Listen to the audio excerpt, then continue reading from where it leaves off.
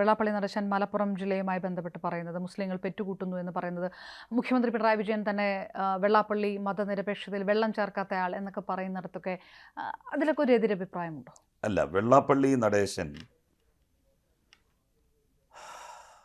ഇതിനു മുൻപും ഇത്തരത്തിലുള്ള അഭിപ്രായങ്ങൾ പറഞ്ഞിട്ടുണ്ട്. മുസ്ലിം ലീഗ് അതിനെതിരായിട്ടൊന്നും ഒരക്ഷരം പറഞ്ഞിട്ടില്ല. ഇപ്പോഴും വെള്ളാപ്പള്ളി നടേശനെതിരെ മുസ്ലിം ലീഗിൻ്റെ സംസ്ഥാന കമ്മിറ്റി എന്തെങ്കിലും യോഗം കൂടി തീരുമാനിച്ചോ?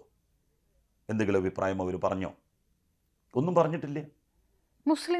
മുസ്ലിം ലീഗിനെയാണ് വെള്ളാപ്പള്ളി നടേശൻ ലക്ഷ്യം വെച്ചത്. എന്നാൽ അദ്ദേഹത്തിന് ചില സ്ലിപ്പ് ഓഫ് ടങ്ക് സംഭവിച്ചിട്ടുണ്ട്.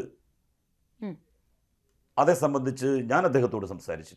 അപ്പം അദ്ദേഹം എന്നോട് പറഞ്ഞു, ഞാൻ മുസ്ലിം സമുദായത്തെ അല്ല ഉദ്ദേശിച്ചത്, ഞാൻ മുസ്ലിം ലീഗിനെയാണ്. ഒരു പൊളിറ്റിക്കൽ പാർട്ടി എന്നുള്ള നിലയിൽ മുസ്ലിം ലീഗ് ഞങ്ങളോട് മലപ്പുറം ജില്ലയിൽ നീതി ചെയ്തിട്ടില്ല എന്ന കാര്യമാണ് ഞാൻ സൂചിപ്പിച്ചത്. മുസ്ലിം ലീഗ് ഉൾക്കൊള്ളുന്ന പിന്നോക്ക മുന്നണിക്ക് വേണ്ടിയിട്ട് ഞാൻ വളരെ കൂടുതൽ പ്രയത്നിച്ച വ്യക്തിയാണ്.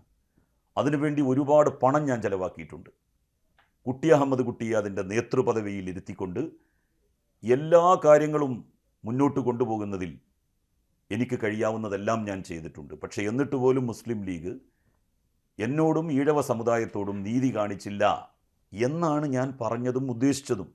അതിനപ്പുറത്തേക്ക് മുസ്ലിം സമുദായത്തെ ഒന്നും ഞാൻ ഉദ്ദേശിച്ചിട്ടില്ല എന്ന് അദ്ദേഹം തന്നെ പറയുമ്പോൾ, അല്ല നിങ്ങൾ മുസ്ലിം സമുദായത്തെയാണ് ഉദ്ദേശിച്ചത് എന്ന് നമ്മൾ ശടിച്ചു പറയേണ്ട കാര്യമുണ്ടോ?